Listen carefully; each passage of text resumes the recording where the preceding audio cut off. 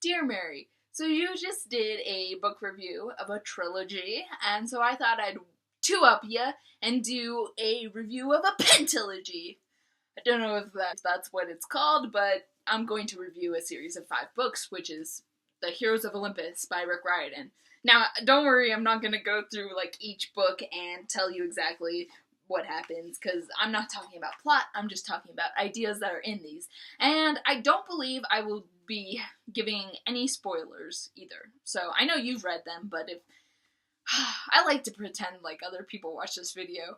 The characters in these books are between the ages of 14 and 17, and so that's really the target audience for these books. So it's a little young for me, but I still find that I can glean things from them. I love it because they're witty and fun. It's the perfect amount of romance, action, life lessons, fantasy, and hilarity for me.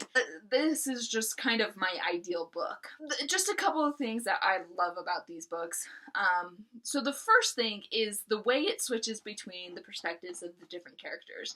Rick Riordan does an excellent job of doing this without it getting too confusing. Now the thing is that these 2 books are written from the perspectives of 3 different characters. There's 3 characters in this one, and then there's 3 different characters in this one, and then in this one, all 6 of them meet, and they add another character in there, so there's 7. And then in this one, they throw in 2 more characters, so there's 9 different perspectives in this series.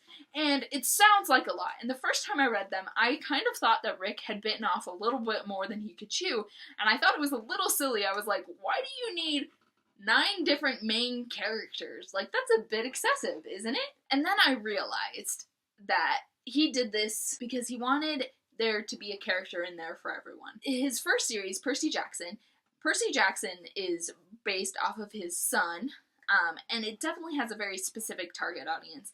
That series came from different stories that he would tell his kid to help him feel better about being different.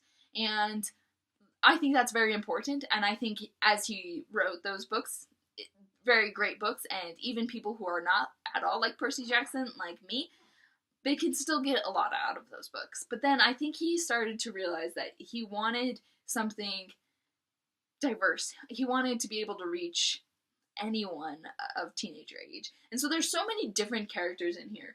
There's Jason, this guy who's always seemed to be thrown into these leadership positions. And I don't feel like there's a lot of kids like that out there, but there's some out there who people are constantly looking to him. Then there's Nico, who's an emo kid.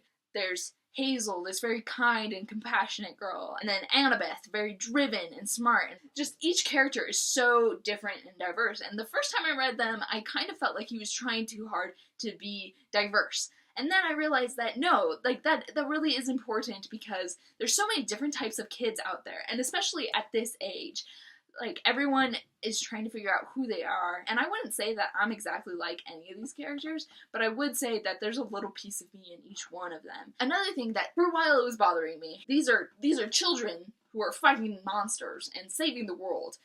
Children should not be doing that sort of thing. And so the entire time they're always talking about, you hear their inner dialogue, and they're talking about how afraid they are, and they're looking at their comrades, and their comrades seem cool on the outside, but they're probably just as afraid as I am. And since it's told from the perspective of so many different characters, each character talks about how afraid they are. And I was like, this just feels so repetitive. Why do they continue to talk about how afraid they are?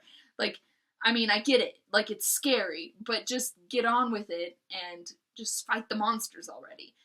But then I realized, it's very important to realize that despite the fact that everyone looked very calm and collected from the outside, in the inside, they're terrified. And that's a very normal thing, is that everyone is afraid of something.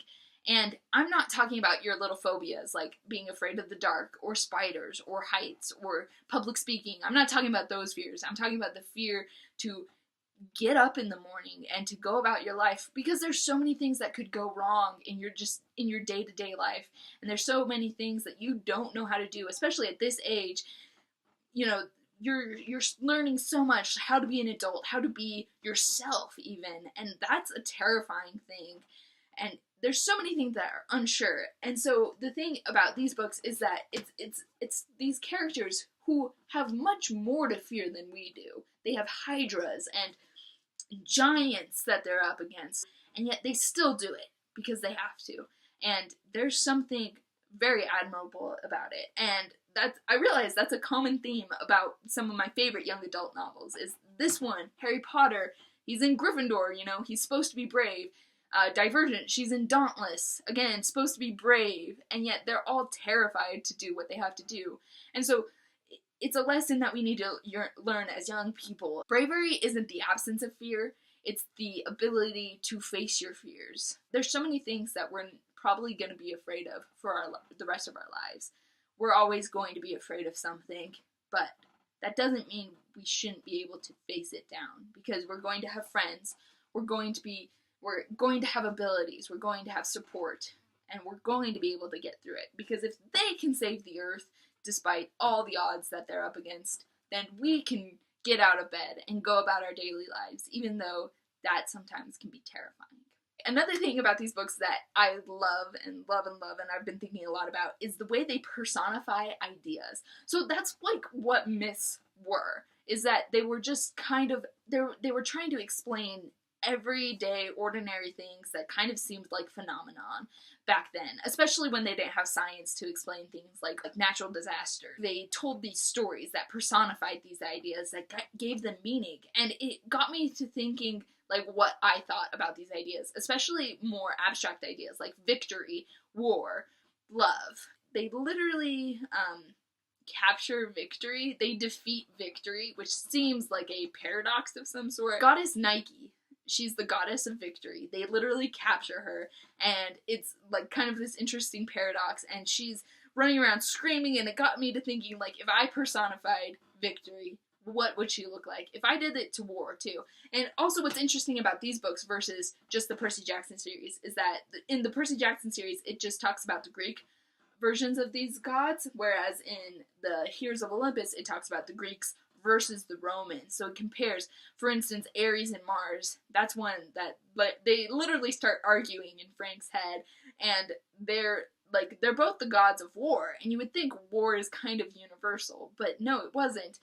Ares is just destructive, and he's got this bloodlust, whereas Mars is organized and focused and driven. And so it's very different how these people viewed war, and it made me think about what I view war. Also, one that was really interesting is love, looking at Aphrodite and then the goddess Eros / Cupid. Cupid is kind of a villain in this, even though we usually think of Cupid as this fat, chubby baby floating around shooting people with arrows. Sometimes we look at love as this light and fluffy and only a purely good thing. But then when you think about it, love can drive you to do some crazy stuff, some dark things. And love can be very good, but it can also be a motive for things that are very bad. And so that's just an interesting idea to think about, especially when you're growing up and you haven't really experienced a lot of this sort of thing. You haven't necessarily experienced war or love. So it's interesting to kind of give them personalities, like actual physical beings. Sincerely, Sophistication.